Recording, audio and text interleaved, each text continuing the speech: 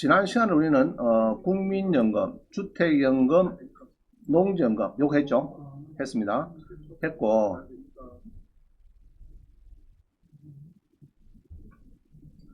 자, 우리 목표 1번이 뭡니까? 1번. 1번 조금 바꿨어요. 전에보다 좀 바뀌었죠? 자, 우리 3억 펀드를 만들었습니다. 3억. 경공매 잘 배우셔가지고 3억 이상 벌자. 할 수 있겠죠? 자, 목표 잡으세요. 전에는 1억에 2년 이상 벌자 했는데 그게 너무 시간이 좀 촉박한 사람도 있고 사정 다 틀리니까 일단은 3억 이상 벌자. 할 수 있죠? 자, 빨리 10억을 벌어가지고 8억은 가져가시고 2억은 벤처 S500을 사옵니다.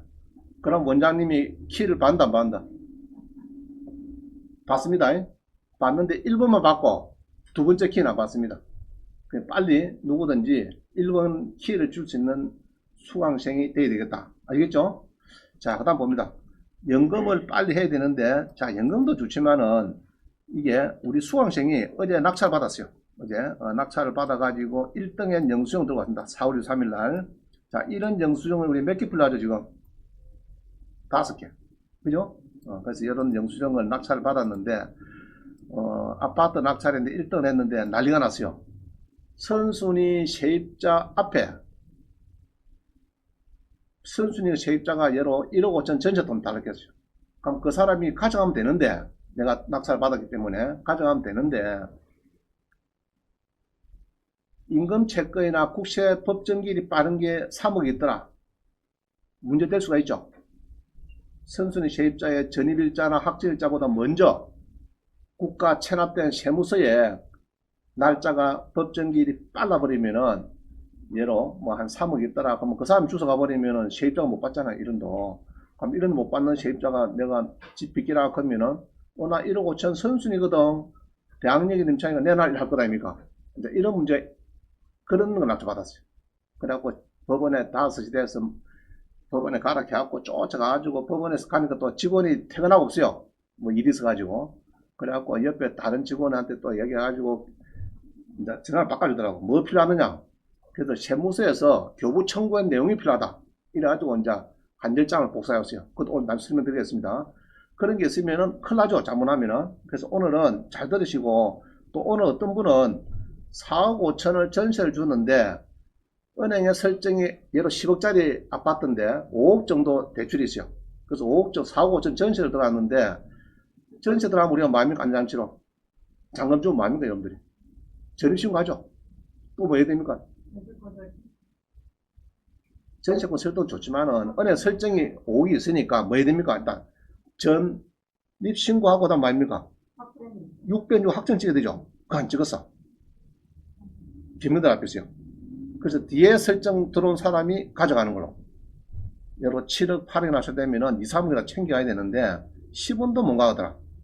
뭐 잘못했으면 그 사람은 확정 하나 찍은 거제입니다. 아시겠어요? 그때 만약에 원장님 같이 이제 여러 누가 똘똘한 공인중개사 같으면은 어떻게 하느냐? 그 사람의 중개가 됐죠. 전세. 그러면은 공인중개사가 받아놨으면 어떻게 됩니까? 확정일자를 매달 월말에. 그러면 눈물 하고 오겠죠.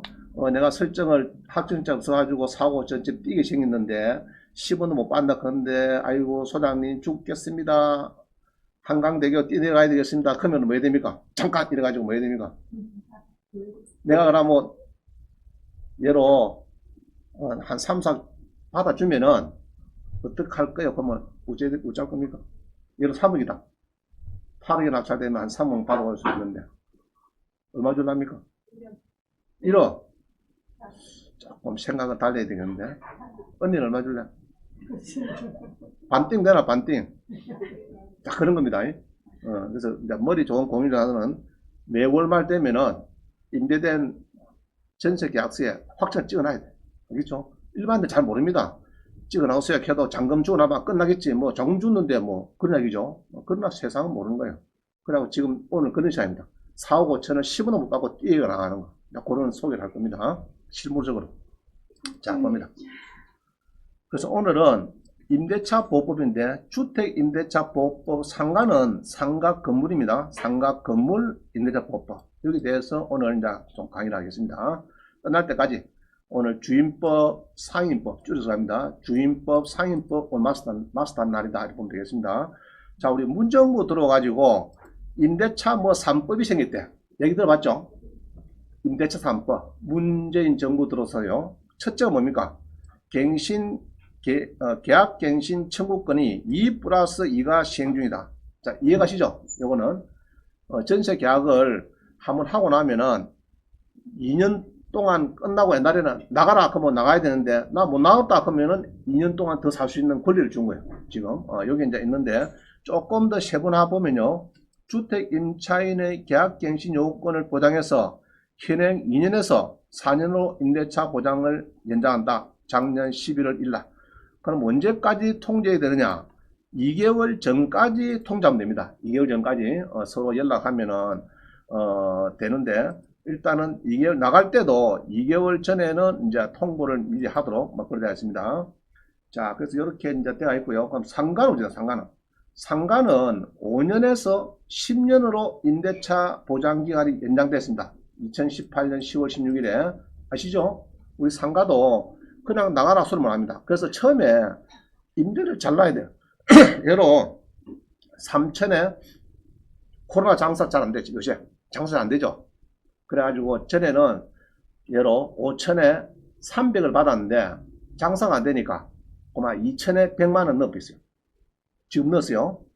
넣었는데 1년 지나서 3천에 300 내라 할 수 있습니까? 못합니까? 절대 안 되죠.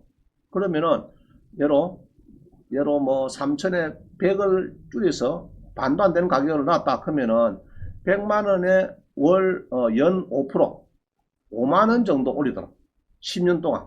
알겠어요? 한 번은 못 올립니다. 그래서 임대를 잘라셔야 돼요. 그냥 코로나 있다 해가지고 그냥 상인을 비었다 해가지고 그러다가 막 아이고 막 관리비도 나오고 월세도 대출이 내도 안 되겠다 싶어서 막 반의 반값으로 내버렸어.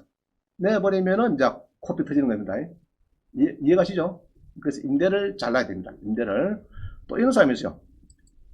5천에 월세를 한 300을 했는데 계약해놔놓고 돌아서서 막 해지하자 그래. 해지가 됩니까? 안 됩니까? 기간 2년 했는데. 절대 안 되죠. 2년 채야 됩니다. 2년을 채야 됩니다. 자, 그래서 일단은 주택은 2+2가 지금 시행 중이고 상가는 5+5가 시행 중이다. 이해가시죠? 그래서 임대를 처음에 잘라야 되겠다. 이렇게 봅니다. 그래서 이제 2년 지났는데 2달 전에 2년 다 돼가지고 2달 전에 미리 갱신 거절 통지를 안 하고 이러면은 아마 자동 2년 되는 걸로 우리 주택은 되어 있고요. 여기 이제 10월 달에 2달 전 크는 것은 작년 12월 10일에 시행됩니다. 자, 그 다음에 오른쪽 상가는 5+5가 지금 계속 움직이고 있다. 그죠? 5+5죠. 그래서 요거는 6개월 전부터 1개월 전 사이에 그러면 5+5인데 임차인을 하겠다. 그건 상관없죠. 그죠? 임차인을 하겠다. 그건 상관없죠. 임차인의 권리는 무한정으로 보호가 됩니다. 임차인은 2년 있다가 여러 주택인데 아파트인데 2년 있다가 내가 뭐 나가야 되겠습니다. 그럼 먼저 나갈 의사가 있으면은 미리 2달 전에 서로 연락하자. 왜냐하면 전에 한 달이었는데 너무 좁으니까 안 되겠더라. 이사 다니기도 힘드니까 한 2달 정도 미리 전에 서로 연락하자. 이렇게 된 겁니다. 그러면 상가는 한 달 전에 서로 연락하면 되겠습니다. 한 달 전에 미리 좀 한다 하면 되겠고. 자, 이런 경우도 있어요. 한 달 전에 했는데 1년 지나서 3천에 100만원인데 1년 하고 한 2달 지나서 임차인이 나간대요. 그러면은 몇 달이 지나야 효력이 있습니까? 3개월. 집주인한테는 3개월이 지나야 효력이 있습니다. 알겠죠? 그러면 미리 나간다, 한 달 뒤에 나간다 해도 그건 인지 안 돼요. 3개월 동안은 월세도 줘야 되고 관리비도 내놔고 나가라 이 말입니다. 그거는 이제 상법에 나와 있어요. 상임법에. 자, 그 다음에 석 달을 연체라면은 이 계약갱신 이런 것도 안 됩니다. 나가라 그러면 나가야 되고 이런 이 조항이 있는데 이제 이 최근에 또 뭐 바뀐 게 있어요. 뭐 바뀌었나 그러면요. 여기 바뀌었네. 상임법에서 지금 6개월까지의 기간 동안 연체한 차임액은 차임 연체액으로 안 본다. 연체액으로 안 본다. 그래서 상임법 10조에 구해보면은 특례 해가지고 6개월 동안에 월세를 안 주도 차임 연체액을 안 본대요. 우리가 원래는 3개월 월세 안 되면은 나가라 할 수 있죠. 근데 지금은 특례를 가지고 6개월 동안에 이게 좀 연장을 시켜놨습니다. 지금 코로나 때문에. 자, 그 다음 두 번째 봅니다. 두 번째는 전월세 상한제가 있어요. 전월세 문정부에서 이제 두 번째. 아까는 2 플러스 2고요. 그 다음에 전월세 상한제는 5% 이내입니다. 5% 이내. 자, 약정한 차임 또는 보증금에 5%를 초과만 된다. 5%. 그죠? 5%. 그래서 이제 예를 전세가 1억인데 2년 뒤에 500만원 정도 올려달라고 하면 되는데, 야, 2천만원 올리라. 그건 안 된다 말입니다. 그 이야기를 하는 거예요. 자, 그 다음에 상가도 마찬가지다. 5% 그럼 요거는 상가나 주택이나 똑같아요. 요거는, 주택이 똑같는데, 요거는 5%를 올리는 건 요거는 막 똑같다. 자, 그 다음 봅니다. 6월 달에 생기는 게 하나 생겼어요. 6월 달에 뭐냐 하면요. 아까 2 플러스 2, 5% 올리는 거. 6월 달에 생기는 뭡니까? 주택 임대차 신고제 생겼어요. 이제 신고제. 자, 여기 이제 여러분들을 좀 힘들게 만들 겁니다. 6월 1일부터 시행합니다. 법에 어디서 나와 있어요. 법조문 나와 있습니다. 보증금 6천만원 또는 월세 30만원을 초과하는 신규 갱신 계약 30일 이내에 신고해라. 자, 이게 이제 의무화됩니다. 의무화. 자, 보증금 6천만원. 자, 창원시에서 보증금 6천만 대부분 그래 되겠죠. 자, 월세 30만원.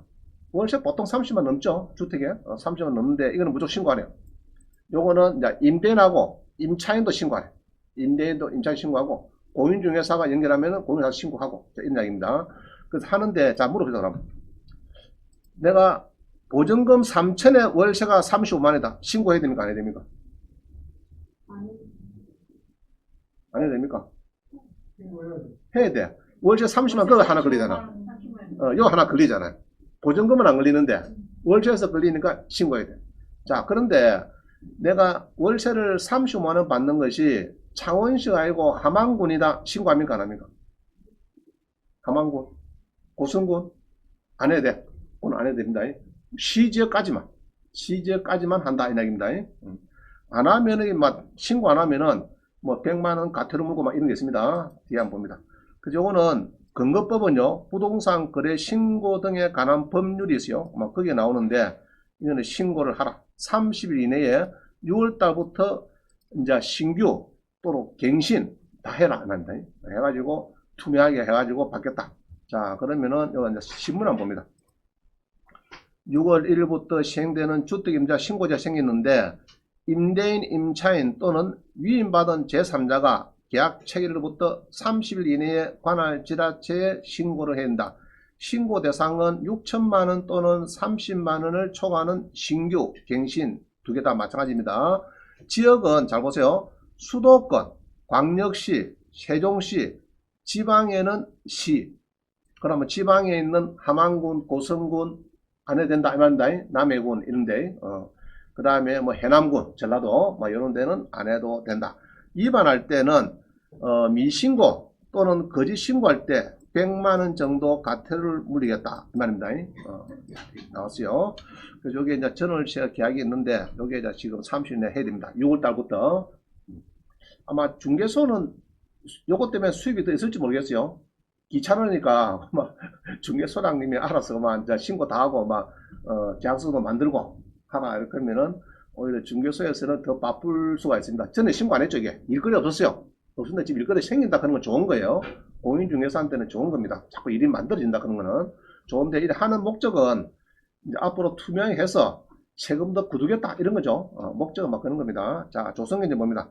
월세 3만원 30만원부터 신고제 그죠?